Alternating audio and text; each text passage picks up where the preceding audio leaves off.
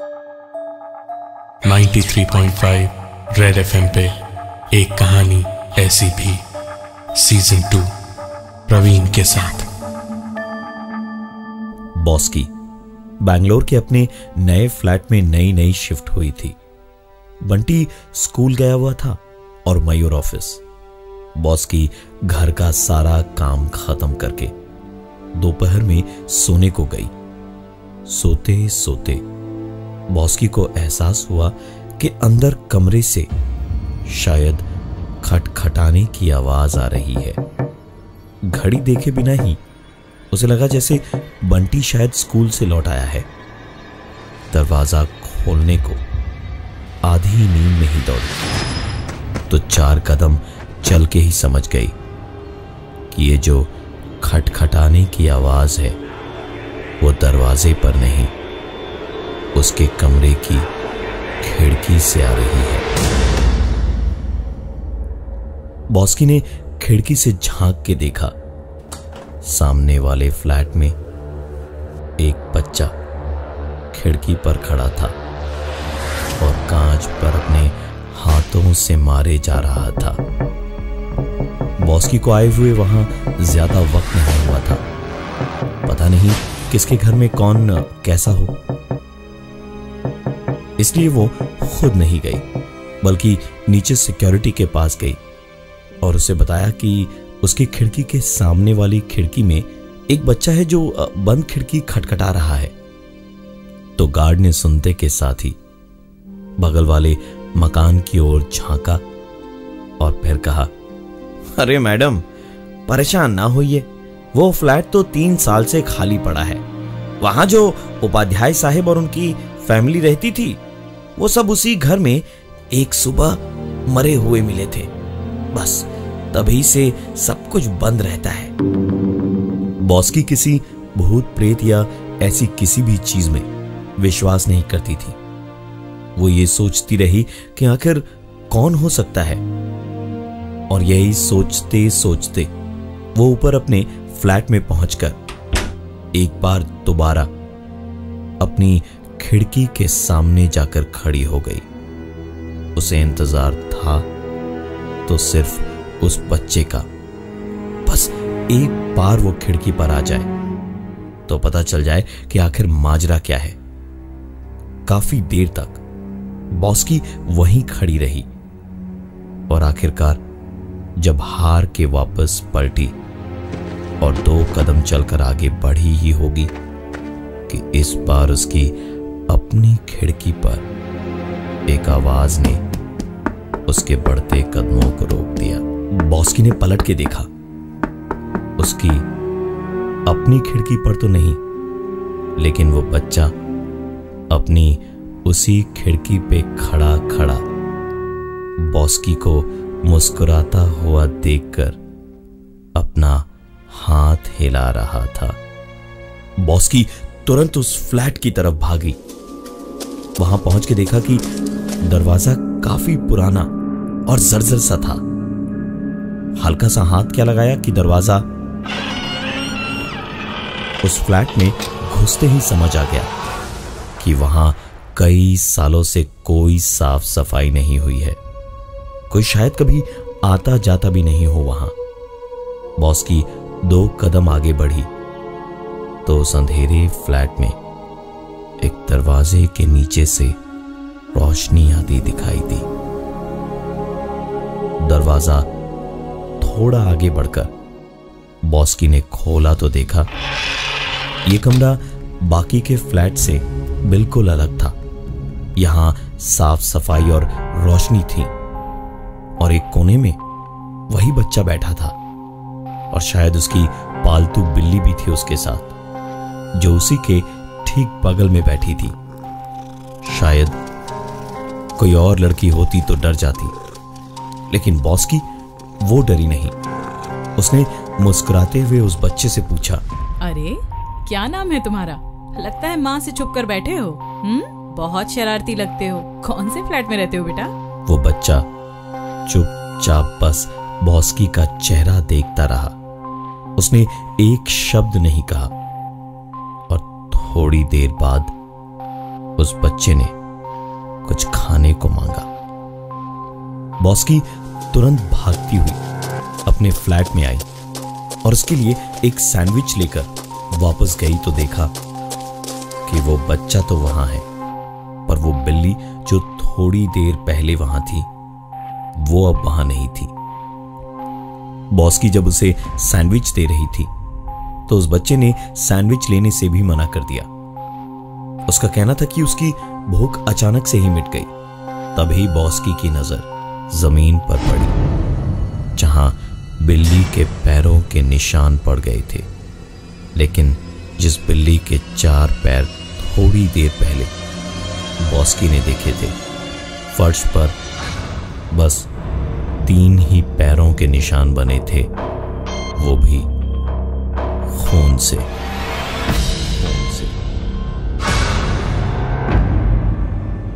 और अब बच्चे का कहना था कि उसकी भूख मिट गई है। वो अपने हाथों में पीछे कुछ छिपा रहा था, जो बॉस्की समझ गई थी। तुरंत उसका हाथ पकड़ के कहने लगी कि दिखाओ हाथ में क्या है।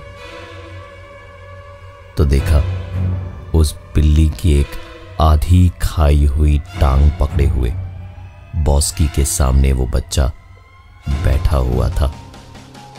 बॉस्की दिलेर जरूर थी, लेकिन बेवकूफ नहीं। तुरंत उठी और बिल्डिंग से बाहर दौड़ती हुई पहुंची। नीचे जाकर वापस एक बार अपार्टमेंट की ओर ऊपर देखा। अपनी पूरी हिम्मत बॉस्की ने इकट्ठी की और वापस दौड़ती हुई फ्लैट की तरफ बढ़ी, लेकिन रास्ते में बैठे सिक्योरिटी ने कहा, अरे क्या मैडम, ये बच्चे को कंधे पर बैठाकर कहां चली? बॉस्की ने रुककर पूछा कि सिक्योरिटी कौन से बच्चे की बात कर रहा है। सिक्योरिटी गार्ड ने हंस के कहा, अच्छा मैडम, ठीक है, कोई बच्चा नहीं है आपके कंधे पर, अब खुश? और ये जो बैठा है ये तो बिल्कुल भी नहीं है। बॉस्की इस वक्त सोच रही थी कि वो यकीन तो नहीं करना चाह रही थी, लेकिन यकीन नकारने की कोई वजह भी उसे दिखाई नहीं दे रही थी। बॉस्की वापस अपने घर आकर शीशे के सामने खड़ी हुई और खुद को देखने लगी। उसके कंधे पर उसे कोई वजन समझ नहीं आ रहा था और ना ही उसे कोई बच्चा दिखाई दे रहा था। शीशे के सामने ही बॉस्की खड़ी थी जब उसने देखा कि उसकी ड्रेस पर हाथों के खून से भरे निशान भरे पड़े हैं। बॉस्की इसके आगे कुछ सोच पाती कि घर में एक आवाज हुई।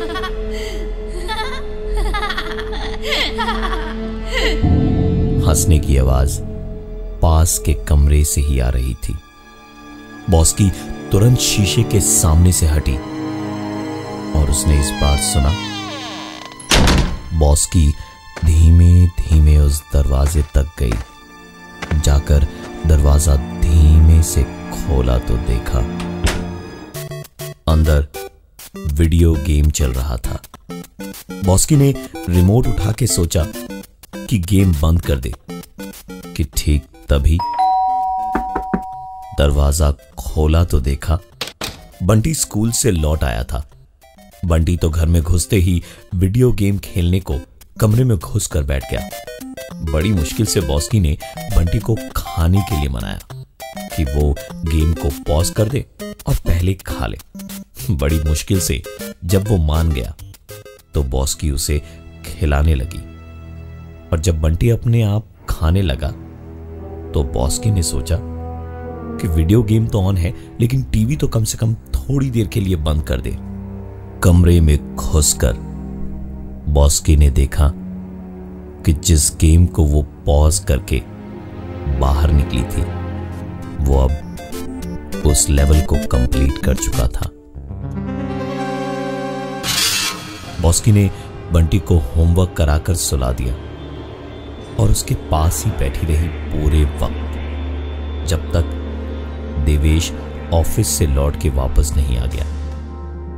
उसके आते ही बॉस्की ने उसे सब बता देने की सोची ही थी और डिनर टेबल पर बैठकर खाते वक्त जैसे ही बॉस्की ने सोचा कि देवेश को बताए कि ठीक उसी वक्त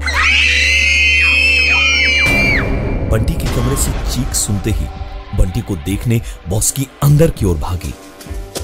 सांस में सांस है जब अंदर देखा कि बंटी तो आराम से सो रहा था। बॉस्की का सर जैसे एकदम से भारी होकर दर्द करने लगा। वापस आकर डिनर टेबल पर देखा तो देवेश बड़े आराम से खाना खा रहा था और उसने बॉस्की को देखते ही पूछा, अरे क्या हुआ? खाना बीच में ही छोड़ के कहां भाग गई थी अचानक? बॉस्की ने सारी बातें सोची कि सुबह से उसके साथ क्या क्या हुआ था और अभी की बात को भी सोचा तो उसे ऐसा ही लगा कि शायद ये सब उसका वहम है। इसलिए बॉस्की ने देवेश को यही बताया कि उसकी तबीयत थोड़ी खराब है और ज्यादा कुछ नहीं। खाना खाकर दोनों उस रात जल्दी ही सो गए। नींद में बॉस्की ने एक आवाज सुनी जिससे उसकी नींद रात तकरीबन 3 बजे खोली। बॉस्की ये देखने के लिए उठी कि इतनी रात को बंटी अंधेरे में इतना शोर क्यों कर रहा था। बंटी के कमरे का दरवाजा खोला तो जमीन पर लुढ़कता हुआ कुछ आया और उसके पैर से लगकर रुक गया। नीचे देखा तो बॉस्की 1 सेकंड को तो चौंक गई। एक प्लास्टिक की बॉल उसके पैर के पास पड़ी थी, जबकि बंटी के पास ऐसी बॉल थी ही नहीं। कमरे के अंदर बंटी अपने बिस्तर पर कंबल ओढ़े एसी की सर्द हवा में ऐसे सोया था जैसे कोई आवाज, कोई दिक्कत ही ना हो उसे। बॉस्की ने खुद को शांत ही रखा और पलटकर वापस अपने कमरे की ओर जाने को हुई तो उसी वक्त उसके पीछे बंटी के कमरे का दरवाजा जोर की आवाज से बंद हुआ। बॉस्की तुरंत वापस पलटी और कुछ देर धक्के मारने के बाद बंटी के कमरे का दरवाजा अपने आप खुला। अंदर बंटी अभी भी सुकून से सो रहा था, लेकिन अगर सुकून किसी को नहीं था तो वो थी सिर्फ बॉस्की। उसने सोए हुए बंटी को गोद में उठाया और उसे लेकर सीधे अपने कमरे में आ गई और अपने पास ही लिटा के जाग के लेटी थी जैसे कि सो रही हो कि इस वक्त उसने वही आवाज एक बार दोबारा सुनी। हाथ पांव डर से ठंडे हो गए थे बॉस्की के। उठ के देखा तो प्लास्टिक की एक बॉल उसके पलंग के पास आकर पड़ी हुई थी। बॉस्की ने इधर उधर देखा, उसे कुछ भी ऐसा नहीं दिखाई दिया जहां से ये बॉल वहां पर आ सकती हो। उसने उठ के बॉल को आहिस्ते से कमरे से बाहर धकेल दिया और जैसे ही दोबारा लेटी फिर से वही बॉल पलंग के पास आ गई। बॉस्की ने उठकर लाइट जलाई तो देखा बॉल नीचे पलंग के पास ही पड़ी थी। उसने बॉल उठाकर खिड़की से बाहर फेंक दी और खिड़की बंद करके लेटी ही थी। आवाज इतनी तेज थी कि इस बार बॉस्की और देवेश दोनों ने इस आवाज को सुना और दोनों जाकर किचन की ओर भागे और वहां पहुंचकर उन्होंने देखा न तो कोई बॉल थी, ना ही कोई ऐसा जो इतनी जोर की आवाज कर सकता था। कुछ देर दोनों एक दूसरे का मुंह देखते हुए वहीं खड़े थे कि तभी बंटी की चीख सुनकर तुरंत ही बॉस्की और देवेश उसके कमरे में पहुंचे। तो वहां पहुंचने के बाद उन्होंने जो देखा वो भूलने वाला नजारा नहीं था।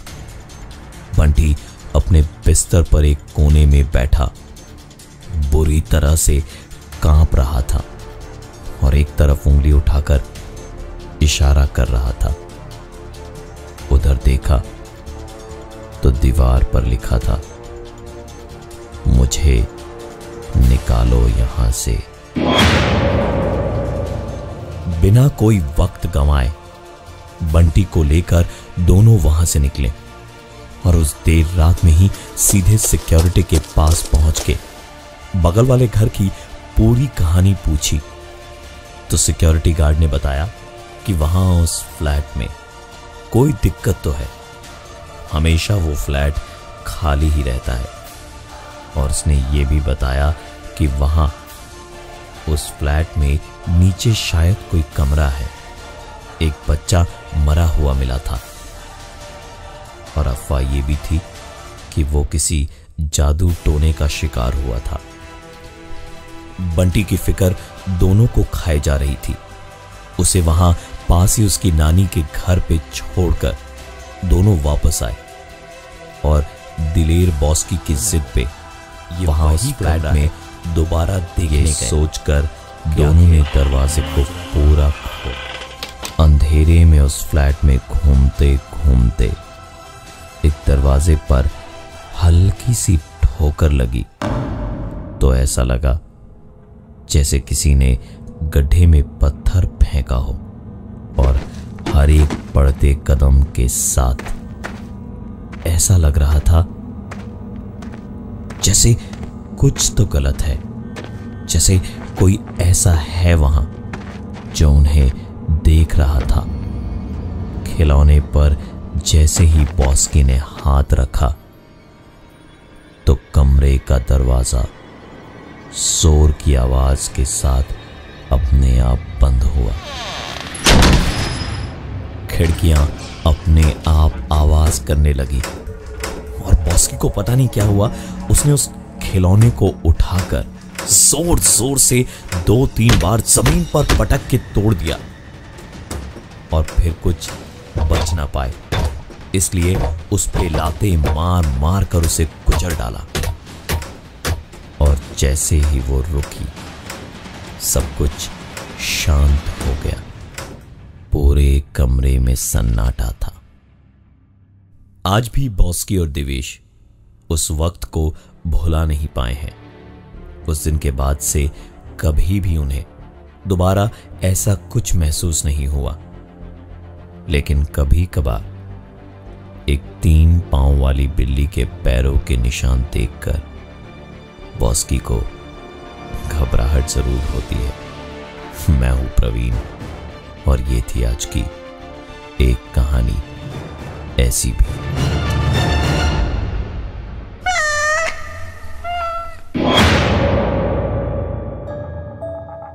.5 रेड FM पे एक कहानी ऐसी भी सीजन 2 प्रवीण के साथ।